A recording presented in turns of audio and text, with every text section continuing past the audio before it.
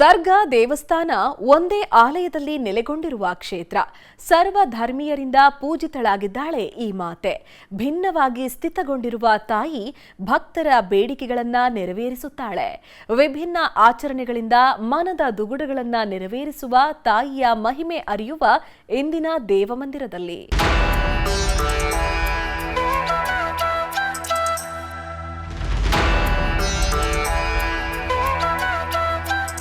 ಧರ್ಮಗಳ ವಿವಿಧತೆಯ ನಡುವೆ ಏಕತೆ ಸಾರುತ್ತಿರುವ ಸಾನ್ನಿಧ್ಯ. ಧರ್ಮಗಳಿಗೂ ಮೀರಿದ ಭಕ್ತರ ನಂಬುಗೆಯ ಜೊತೆಗೆ ಬೆಸೆದಿರುವ ಅಮ್ಮನ ಕ್ಷೇತ್ರ. ಎಲ್ಲರೂ ಒಂದೇ ಎಂದು ಸಾರುವ ಜಗನ್ಮಾತೆಯ ಆಲಯ.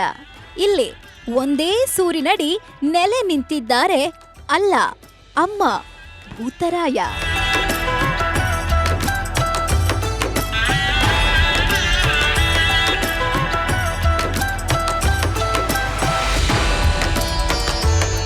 ಹೊರಗಡೆಯಿಂದ ನೋಡಿದರೆ ಮಸೀದಿಯೋ ದೇವಾಲಯವೋ ಎನ್ನುವಷ್ಟರ ಮಟ್ಟಿಗೆ ಗೊಂದಲ ಮೂಡಿಸುವ ಸ್ಥಳ.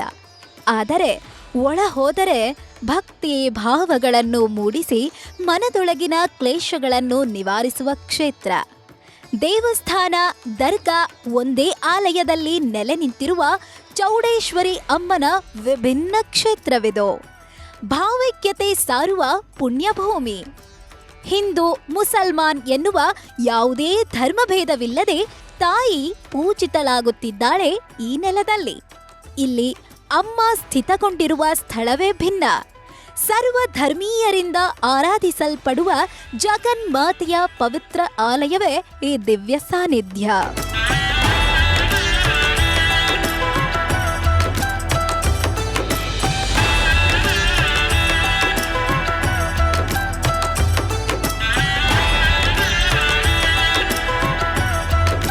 ಶಿವಮೊಗ್ಗ ಜಿಲ್ಲೆಯ ತೀರ್ಥಹಳ್ಳಿ ತಾಲೂಕಿನ ಹಣಗೆರೆ ಗ್ರಾಮದಲ್ಲಿ ಈ ವಿಶಿಷ್ಟ ದೇವಾಲಯವಿದೆ.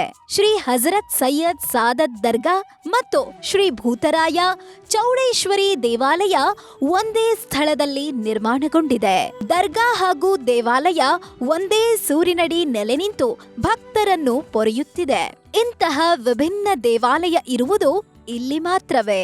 ಒಂದೇ ಕೋಣೆಯಲ್ಲಿರುವ ದರ್ಗಾ ಆಲಯ ಭೂತರಾಯನ ಈ ಕ್ಷೇತ್ರದಲ್ಲಿ ಶ್ಲೋಕ ಮಂತ್ರಗಳ ಪಠಣೆಯ ಜೊತೆಗೆ ಮುಸಲ್ಮಾನ್ ಧರ್ಮದ ಆಚರಣೆಗಳು ಕೂಡ ನಡೆಯುತ್ತದೆ.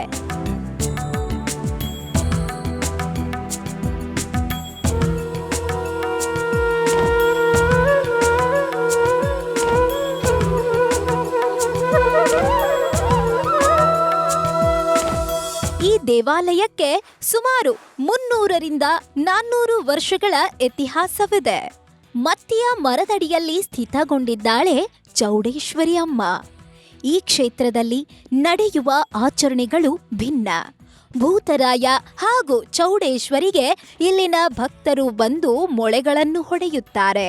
ಮತ್ತಿಯ ಮರದಲ್ಲಿ ಮೊಳೆಗಳನ್ನು ಹೊಡೆದು ಕಷ್ಟ ನಿವಾರಿಸು ಎಂದು ಕೇಳಿಕೊಳ್ಳುತ್ತಾರೆ. ದುಷ್ಟ ಬಾಧೆಯ ನಿವಾರಣೆಗಾಗಿ ಬೀಗವನ್ನು ಬಡಿಯಲಾಗುತ್ತದೆ. ಕಷ್ಟ ಕಾರ್ಪಣ್ಯಗಳು ನಿವಾರಣೆಯಾಗಬೇಕು ಎನ್ನುವ ಆಸೆ ಹೊತ್ತು ಮನದಲ್ಲಿ ತಮ್ಮ ಇಂಗಿತವನ್ನು ಇಟ್ಟುಕೊಂಡು ಮೊಳೆ ಹೊಡೆದರೆ ಇಷ್ಟಾರ್ಥ ನಿವಾರಣೆಯಾಗುತ್ತದೆ ಎನ್ನುವುದು ಭಕ್ತರ ನಂಬಿಕೆ.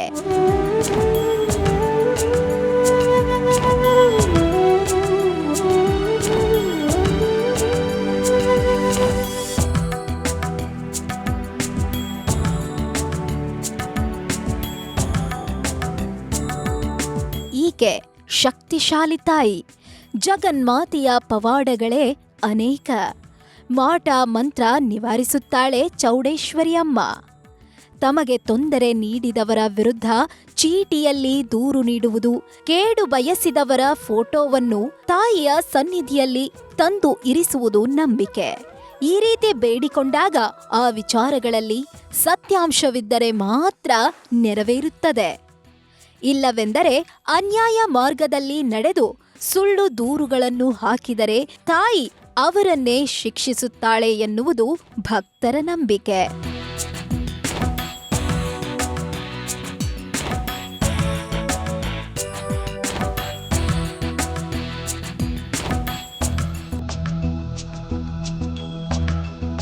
ಚೌಡೇಶ್ವರಿ ಅಮ್ಮನ ಬಳಿ ಇರುವ ತ್ರಿಶೂಲದಲ್ಲಿ ಭಕ್ತರು ಮೊಳಕೆ ಹೊಡೆಯುವ ಇನ್ನೊಂದು ಪದ್ಧತಿ ಕೂಡ ರೂಢಿಯಲ್ಲಿದೆ. ಈ ರೀತಿ ಬೇಡಿಕೊಂಡಾಗ ದುಷ್ಟರ ಕಾಟಗಳನ್ನು ದೂರ ಹರಿಸುತ್ತಾಳೆ ಎನ್ನುವುದು ತಾಯಿಯನ್ನು ನಂಬಿದವರ ಬೇಡಿಕೆ. ಅಮ್ಮನ ಈ ಕ್ಷೇತ್ರದಲ್ಲಿ ಹೊಯ್ಲು ಸೇವೆ ಎನ್ನುವ ವಿಶೇಷ ಆಚರಣೆಯೊಂದಿದೆ. ಅದರ ಪ್ರಕಾರ ಕಳ್ಳತನವಾದ ವಸ್ತುಗಳ ಪತ್ತೆಗಾಗಿ ಭಕ್ತರು ಇಲ್ಲಿಗೆ ಬಂದು ದೂರು ಕೊಡುತ್ತಾರೆ. ದೂರು ಕೊಟ್ಟ ಬಳಿಕ ಆ ವಸ್ತು ಮರಳಿ ಸಿಗುತ್ತದೆ ಎನ್ನುವುದು ಪ್ರತೀತಿ.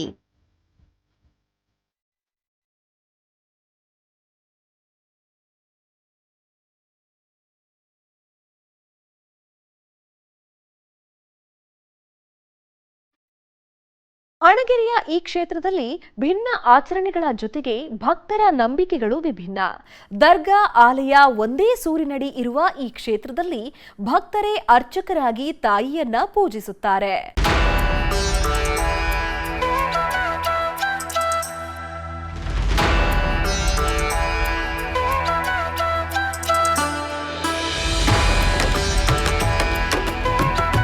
ಅಣಗೆರೆಯ ಈ ಕ್ಷೇತ್ರ ವಿಸ್ಮಯಗಳ ನೆಲೆ, ಸಮಾನತೆ ಸಾರುವ ಸುಕ್ಷೇತ್ರ.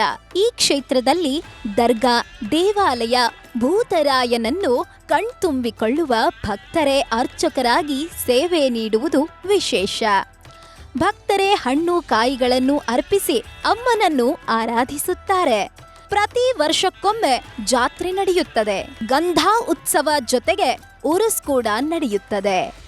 ಜಾತ್ರೆಯಂದು ಇಲ್ಲಿನ ಬ್ರಾಹ್ಮಣರೊಬ್ಬರು ಮನೆಯಿಂದ ಗಂಧವನ್ನು ತಂದು ತಾಯಿಗೆ ಗಂಧಲೇಪಿತವನ್ನು ಮಾಡಲಾಗುತ್ತದೆ.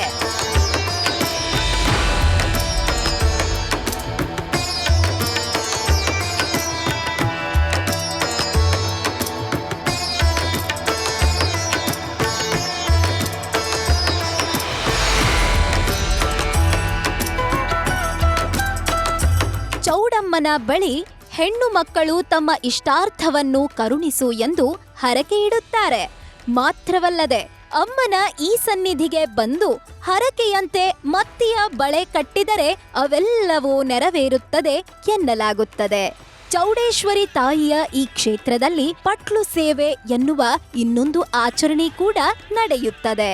ಮದುವೆಯಾಗಿ ಹಲವು ವರ್ಷಗಳ ಕಾಲ ಮಕ್ಕಳಾಗದ ದಂಪತಿಗಳು ಇಲ್ಲಿ ಬಂದು ಮೊರೆ ಇಡುತ್ತಾರೆ.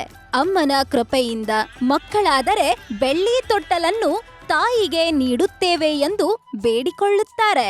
ಅದೇ ರೀತಿ ಬೇಡಿಕೊಂಡ ಅದೆಷ್ಟೋ ಹೆಣ್ಣು ಮಕ್ಕಳಿಗೆ ಸಂತಾನ ಪ್ರಾಪ್ತಿಯಾಗಿದೆ ಎನ್ನುವುದು ಭಕ್ತರ ಅಚಲವಾದ ನಂಬಿಕೆ.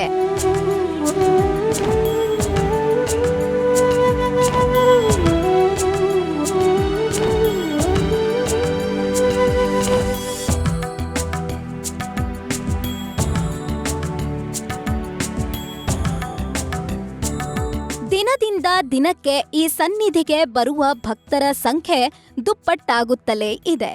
ಚೌಡೇಶ್ವರಿ ದರ್ಗಾದ ಮಹಿಮೆಯನ್ನು ಅರಿತ ಭಕ್ತರು ಅಧಿಕ ಸಂಖ್ಯೆಯಲ್ಲಿ ತಾಯಿಯ ಸನ್ನಿಧಿಗೆ ಬಂದು ತಮ್ಮ ನಾನಾ ಕೋರಿಕೆಗಳನ್ನು ಚೀಟಿ ಮೂಲಕ ಮೊಳೆ ಹೊಡೆದು, ಬೀಗ ಬಡಿದು, ನಿಂಬೆಹಣ್ಣು ಇರಿಸಿ ಬೇಡಿಕೊಂಡು ಹೋಗುತ್ತಾರೆ.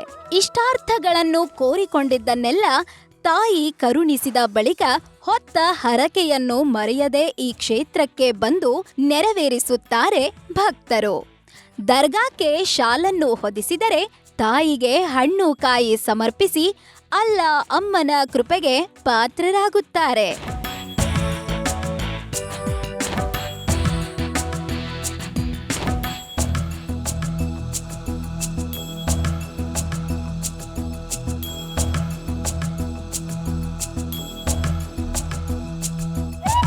ಈ ಸ್ಥಳ ಶಿವಮೊಗ್ಗದಿಂದ ಸುಮಾರು 38 ಕಿಲೋಮೀಟರ್ ದೂರದಲ್ಲಿದೆ.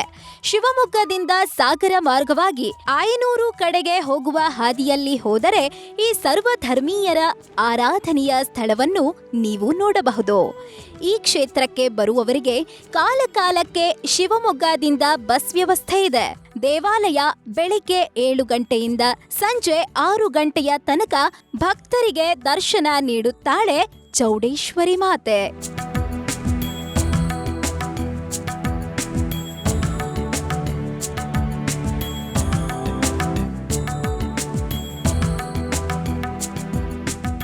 ಭಕ್ತಿ ಧರ್ಮಗಳ ಎಲ್ಲೆ ಮೀರಿದ್ದು ಅಚಲವಾದ ನಂಬಿಕೆಗಳು ನಮ್ಮನ್ನ ಸದಾ ಕಾಯುವ ನಮ್ಮೊಳಗಿನ ಮನೋಧರ್ಮ. ಅದಕ್ಕೊಂದು ಉದಾಹರಣೆಯೇ ಈ ದೇವಸ್ಥಾನ. ದರ್ಗಾ ದೇವಾಲಯ ಒಂದೇ ಸೂರಿನಡಿನಲ್ಲಿ ನೆಲೆಗೊಂಡಿರುವ ಶಿವಮೊಗ್ಗದ ಹಣಗೆರೆ ಹಲವು ವಿಶಿಷ್ಟಗಳ ಕ್ಷೇತ್ರ. ಇಲ್ಲಿ ನೆಲೆಸಿರುವ ಚೌಡೇಶ್ವರಿ ಮಾತೆ ತನ್ನ ಅಪಾರ ಮಹಿಮೆಗಳಿಂದಲೇ ಭಕ್ತರನ್ನ ಕಾಯುತ್ತಿದ್ದಾಳೆ. ಮುಂದಿನ ಸಂಚಿಕೆಯಲ್ಲಿ ಮತ್ತೊಂದು ದೇವಮಂದಿರದ ದರ್ಶನದೊಂದಿಗೆ ಭೇಟಿಯಾಗೋಣ. ಅನುಕ್ಷಣದ ಸುದ್ದಿಗಾಗಿ ನೋಡ್ತಾ ಇರಿ ವಿಸ್ತಾರ ನ್ಯೂಸ್. ಇದು ನಿಖರ ಜನಪರ.